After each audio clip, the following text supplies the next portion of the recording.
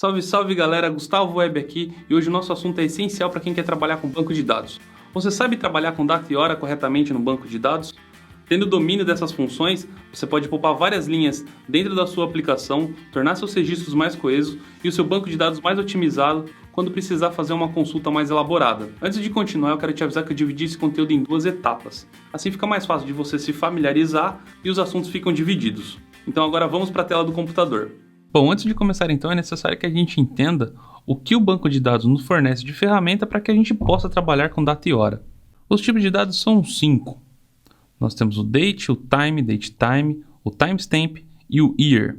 O year nós temos dois formatos para se trabalhar que a gente já vai ver. O date então, obviamente que ele armazena uma data e o que importa para a gente é o formato que ele armazena e o intervalo de datas que ele tem capacidade para armazenar. Então, o formato da data, no campo date, assim como no datetime quanto no timestamp, que possuem datas no conjunto do seu registro, o formato é americano. Então, é ano, traço mês, traço dia. Ou seja, é o formato americano aí que a gente já está habituado a trabalhar aí, para quem já é da programação, para quem já conhece um pouco de banco de dados, isso já não é mais nenhuma novidade. O intervalo do date aqui vai do dia 1º de janeiro do ano 1000 até 31 de dezembro do ano 9.999. E dependendo da versão do seu banco de dados aí, se você estiver trabalhando com o campo date e tentar inserir um valor que esteja fora desse intervalo, por exemplo, aí com o ano abaixo dos anos 1000, que eu acredito que não deva acontecer, mas você pode ter um retorno aí, uma data totalmente zerada, ou ainda ter como retorno null. A data é bem tranquilo de se trabalhar. Vamos agora para o time. O time é um campo específico para armazenar horas, e o menor valor dele vai de 838 horas negativo até 838 horas positivos, com 59 minutos, 59 segundos e 6 casas para microsegundos. Raramente são utilizados, mas está à disposição aí caso você precise utilizar aí em algum momento oportuno. Temos o datetime, que é basicamente a junção do date com o time, só que aqui no maior valor fica limitado às 23 horas, 59 minutos e 59 segundos. Não é mais possível você adicionar as 838 horas aqui como no campo time somente. Temos ainda o timestamp, que é um dos mais utilizados até o momento. O intervalo dele já é bem mais restritivo, então é do dia 1º de janeiro de 1970 até 19 de 1 de 2038, isso considerando a UTC. Se você analisar aqui, nós temos somente até 2038, e é já que a gente pode precisar utilizar alguma data que seja maior do que isso. Então já está até em especulação por alguns especialistas um nome para esse bug, que seria o 2K38. Seria aí similar ao bug do milênio. Para quem não conhece o bug do milênio aí de forma bem resumida, os softwares desenvolvidos na década de 70, 80, 90 armazenavam somente 2 dígitos para o campo do ano. Ou seja, até 99, que seria referente a 1999, estava tudo tranquilo. Mas assim que entramos no ano 2000, era impossível distinguir se o 00 do ano era referente ao ano 2000 ou ao ano 1900. Então aí ficou considerado como um bug do milênio, por ser na virada de um milênio para o outro. E o medo dos especialistas é que tenhamos os mesmos problemas no software de hoje com esse bug 2K38. Há uma explicação matemática para esse limite, que não vem ao caso agora, mas você pode encontrar bastante artigos na internet aí tratando sobre esse assunto. Há duas particularidades muito bacanas do timestamp, que é o default current timestamp. Ou seja, ao inserir um registro, se você não informar nenhuma propriedade para esse campo timestamp que tenha criado na sua tabela, ele automaticamente vai ser considerado o current timestamp no lugar. Então, se você não informar nada, vai ser salvo a data e a hora exata do servidor nesse registro. E tem também o onUpdate current timestamp. Se você não informar nenhum parâmetro na atualização desse registro, ele também será atualizado com a data e hora do servidor local. E por último, temos aqui o ano, que temos 2 formatos para se trabalhar. Nós podemos trabalhar com ele com 4 dígitos ou com 2 dígitos. Cada um deles tem suas particularidades. Vamos ver cada uma delas então. Trabalhando com 4 dígitos, nós temos o intervalo de 1901 até 2155. E ele permite um valor 0000. Ou seja, seria um valor aí zerado, um valor que você poderia substituir por null, dependendo da arquitetura do seu software aí.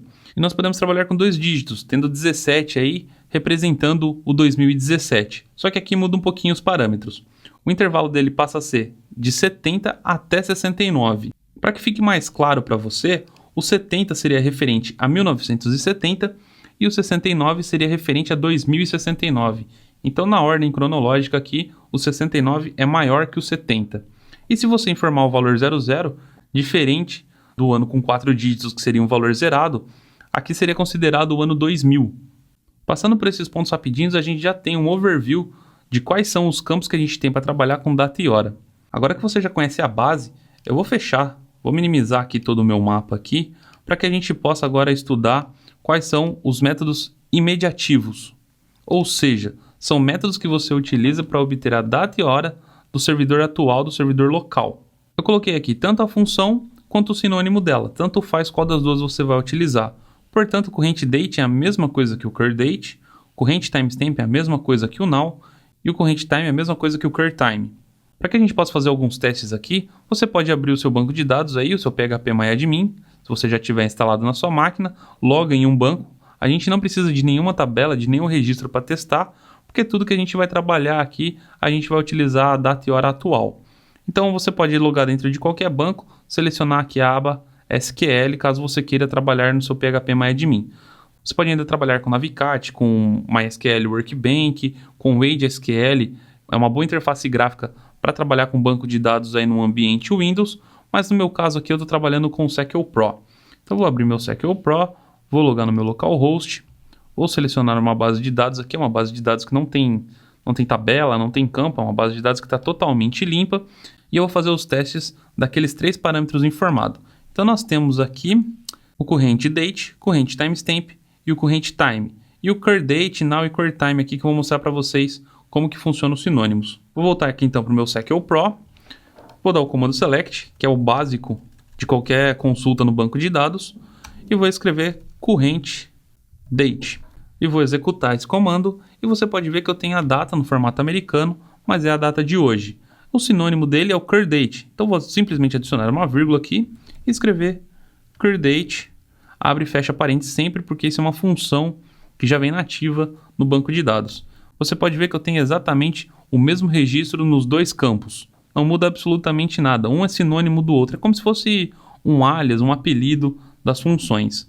O mesmo funciona ainda para o corrente timestamp, então select corrente timestamp, que eu tenho aí o dia e a hora atual, e o sinônimo dele é o now. Então posso selecionar ele também, vou executar somente esse bloco de código, e eu tenho aí as 2 colunas tendo exatamente os mesmos resultados. E para tempo ainda, né, para hora, a gente tem o select corrente time, que vai printar o horário, e nós temos também o curTime, que vai printar o mesmo resultado. Ou seja, aqui a gente tem a data atual, o horário atual e a data e hora atual com os seus devidos sinônimos. Vamos ver agora como extrair parte desses registros. Vou voltar aqui então para o meu mapa mental e eu separei algumas funções. Está segmentado aqui entre data e hora. Vamos começar aqui primeiro pela data, então. Nós temos o date, day, month, year e weekday. O date, se eu estiver passando um timestamp ou um datetime, por exemplo, ele vai extrair somente a parte da data para mim. Então eu vou abrir aqui o meu SQL Pro e vamos fazer um teste. Select corrente timestamp. Até aqui, sem novidades, a gente tem o dia e horário atual. Eu vou passar agora a função date aqui, e o corrente timestamp será um parâmetro dentro dessa função. Você vai ver que eu tenho o retorno somente da hora. Foi desprezado o horário que estava aqui. O mesmo vale para os demais parâmetros. Posso adicionar uma vírgula aqui. E se eu quiser filtrar, por exemplo, somente o ano, eu posso adicionar o year e passar aqui dentro o meu corrente timestamp novamente. E o meu retorno será exatamente o 2017. O mesmo vale para dia, mês, ano. E agora uma função bacana que tem aqui que eu acho legal mostrar para vocês é o weekday. O weekday você vai informar um parâmetro que seja uma data e ele vai te devolver 0 para segunda-feira, 1 para terça-feira, 2 para quarta-feira e assim sucessivamente. Ele te devolve o dia da semana, começando pela posição 0 e começando na segunda-feira. Então, por exemplo, se eu quiser saber que dia da semana é hoje, eu posso acessar o meu banco de dados, vou criar aqui um novo select, o weekday, abre e fecha parênteses, e dentro dele eu vou passar um corrente timestamp. Ele me retornou 3. Portanto, se a gente for analisar aqui, hoje é uma quinta-feira, está certo. Não há nenhum segredo nisso daí. Agora a gente pode usar esse recurso de uma maneira diferente. Por exemplo, eu quero saber qual o dia que eu nasci. Eu posso tirar esse current timestamp aqui de dentro e eu posso passar uma data, no formato americano, obviamente, mas da minha data de nascimento. Eu nasci em 92, no mês 10, no dia 28. Eu executando esse aqui, eu tenho como resultado 2, que é referente à quarta-feira. Logo, eu nasci numa quarta-feira em 1992. Dependendo da sua aplicação, você vai encontrar um lugar muito útil para utilizar essa função Wikday, sem que você tenha que fazer laços de repetição, tem que ficar consultando o PHP, fazendo contas para chegar no resultado de qual que era o dia da semana de uma data específica. Feito isso, a gente já está conseguindo extrair todos os parâmetros da data. Vamos agora para a hora. Para a extração de hora é bem mais tranquilo e nós temos o time, que é similar ao date, que faz a extração da data, que a gente só vai extrair o horário, horas, minutos e segundos. Vamos ver isso como é que fica no banco de dados também. Vou criar um novo select aqui então, e eu quero extrair, por exemplo, somente a hora de agora. Então, hour, current timestamp. Ao executar, eu tenho 15 horas, agora são 3 horas da tarde. E o mesmo vale para os demais parâmetros. A gente pode utilizar aqui ainda o time no current timestamp. E você vai ver que temos o horário exato da minha máquina.